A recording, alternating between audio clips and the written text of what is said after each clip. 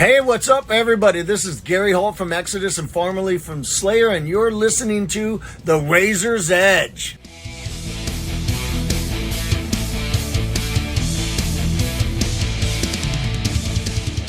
You're listening to The Razor's Edge. My name's Matt, and I'm at ArcTanGent Festival with Torpor.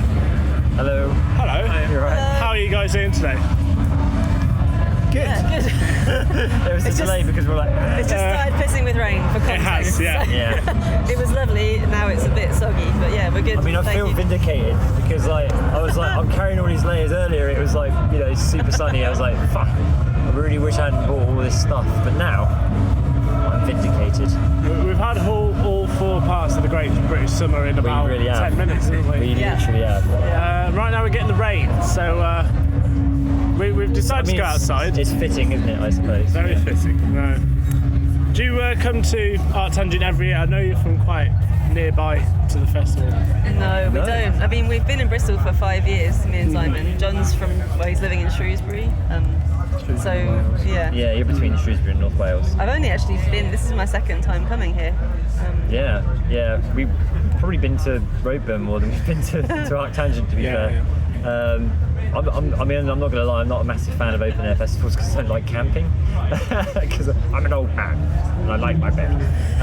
But no, yeah, I think I'm going to start making a habit of coming every year now. So it's cool. Yeah, I don't know why I hadn't kept coming before. It's one of those things where you're just like, oh, why haven't I been coming? It's changing though. Like in the old days, I wouldn't have come to ATG because the lineup wouldn't have appealed. But Of course, yeah. it's got heavier and it's got a bit more eclectic. So yeah, has I'm more changed inclined to over come the years, now. Yeah. Definitely. I'm from Safford originally. Whereabouts near Shrewsbury in Wales are you from? Well, because we were all in London, Yeah. and then they moved to Bristol, and I ended up being just outside Shrewsbury, and now I'm kind of half Shrewsbury, half North Wales. So, Yeah. yeah. Yeah, that's how we met. It's a long time ago now. But we all met In South London. in South London. So, yeah, sort of travellers of the country, aren't we? Yeah. Excellent. Yeah. Well, it's been just under a year since Abscission. Yeah. I hope I said that right. You did? You did? Yes. Very good. Very good. Good to hear. Yeah. What were you expecting to come from that album when you released it, and how has that materialised over the last 12 months or so? What were we expecting? I mean, you have your hopes and your dreams when you release an album. It's funny. I mean, like my bucket list was always Roadburn, and Yeah. we've done that now. But it was only because we were supposed to play in 2020 and it got cancelled obviously for COVID. So Yeah. it was always up there for me. Like, I would love to play that with this album, and we've Yeah. done that now. Apart from that, we don't really have any expectations, do we? We just. I mean, yeah. I don't know if we wrote the album with expectations in mind. I think we just hoped that it would connect with people and resonate really more than anything. I mean, personal ambition was Roadburn, and then anything else on top is a bit of a Brucey bonus. Do you know what I mean? Yeah. But the most important thing is that what we've written has resonated, and I think it has. So that's probably, I guess you could throw that in there in a what were you hoping? That it would resonate. I think that it would resonate. Yeah. But I always find though, you never really know how songs are going to translate into a recording. Yeah. You don't really know what until you start once you start putting down the layers in the studio, and then it's like, oh, this is what this album's going to be. Because you have obviously the song's pretty much done, Yeah. but it just takes on a whole new thing. And then so when we recorded it, it did feel like it's something a bit more special, I think. Yeah. Not to put down what we've done before, but it definitely did feel a bit like we hit our stride a bit better with this album, and it just everything resonates a bit more. Obviously, like you've got a live sound that's based on layers and different things weaving in and out of each other. Did you manage to capture that in the studio? Do you feel? Yeah, we really did. Absolutely. And that, like, part of that was going to residential studio. Yeah. You know, spending a week somewhere like that, Giant Wafer Studios, is amazing. And just having so many things there to use. You know, like having vintage cabs there. Yeah. Having like, you know, Fender Rose there, having pianos, having all of this amazing stuff that you don't usually get to play with. And then that does inform, you know, what goes onto the album. We do like to leave it quite open. We don't write things into stone. We go in with a skeleton of an album, but then, you know, the space you find yourself in, that's how the album really finds its form, I think. And we had like the time, so we just worked to our own hours because we were all just there 24 hours a day. So we stopped when it felt natural to stop, and we started when we wanted to start. And we stood outside with the chickens walking around the rest of the time. It was a really nice time, you know. Yeah, you just be out.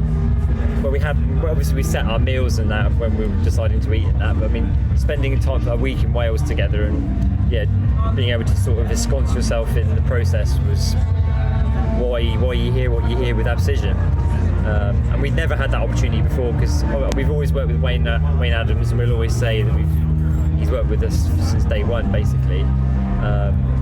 And his invite to come out to the studio in Wales was just like, you know, awesome. We had a great time doing it, didn't we? It's the first time we haven't been rushed. Like normally we have the amount of money to spend like 3 or 4 working days in the studio, and to like, you know, where we're at with the band, for us to have that luxury to like, you know, have a week in the studio and just take our time and let things happen, let things evolve. Yeah, we're really lucky. And in a world of shorter form releases where the industry is tending towards singles and EPs, could Torpor be a band that goes down that route, or are you happy to stay to releasing albums for fans of, you know, albums?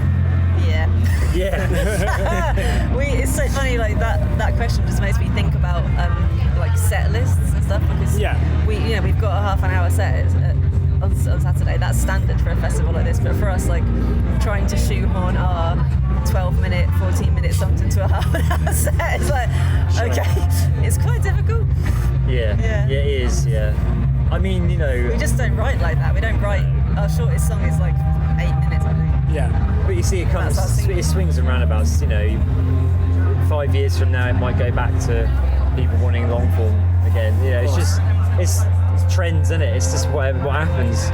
Yeah, it's trends and bloody Spotify algorithms. You know, get me started on that. But you know what I mean? It's, you know, that should have nothing to do with anyone's creative output. Like that's just a business. Yeah. Well, you just say this is a single, but it's just 50 minutes long. Yeah. If you haven't got your that output much is your output. attention, then don't listen to it. Don't listen to it. Yeah. I don't think the people that listen to us are people that are searching for a 3-minute wonder. Do you know what I mean? So yeah, I think we're safe. I do quite like how a lot of people don't really know how long the songs are. Like when they hear us playing, they think that one song is actually like 3 songs. Yeah. And they'll say, "Oh, I really like that second song you played." I was like, "No, that's just the second bit." Yeah. What's on the horizon for Torpor? What have you got coming up next? So we're looking at and starting to book a tour for November. So like a 10-day tour, 7th to the 16th of November. So put it in your diaries. And we've got another show with Hippotractor and Sugar Horse in Cardiff. Before that. Just before that. I keep forgetting which date. So just before that, and then nothing from them. We just hopefully there might be a tour on the cards at some point. But we're yet to hear from it.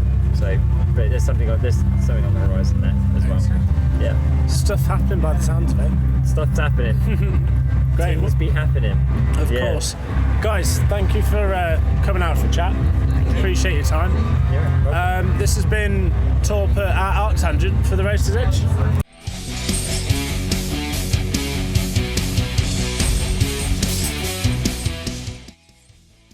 Thanks for listening. Make sure you keep up to date with future episodes by subscribing to our channels. For more information on this podcast, or for all the latest music news, reviews, interviews and more, head over to our website, www.therazorsedge.com. Rocks.